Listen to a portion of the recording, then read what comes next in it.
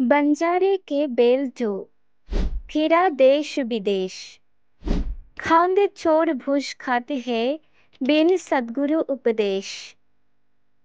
ভাবাৰ্থ হ'ল আগৰ দিনত গৰুৰ পিঠিত গাধৰ দৰে থৈলা বস্তা থৈ তাত খান্দ অৰ্থাৎ গুড় ভৰাই বঞ্জাৰে অৰ্থাৎ ব্যৱসায়ীসকলে এঠাইৰ পৰা আন ঠাইলৈ অনা নিয়া কৰিছিল।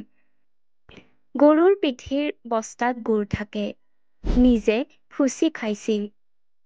ঠিক তেনেদৰে গুৰুৰ পৰা তত্ত্বজ্ঞান নোপোৱাৰ বাবে ঋষিসকলে বেদৰূপী খান্দ অৰ্থাৎ গুৰুক মুখস্থ কৰি ৰাখিছিল। সেইবোৰ ভালদৰে বুজি নাপাই বেদৰ বিৰুদ্ধে সাধনা কৰিছিল।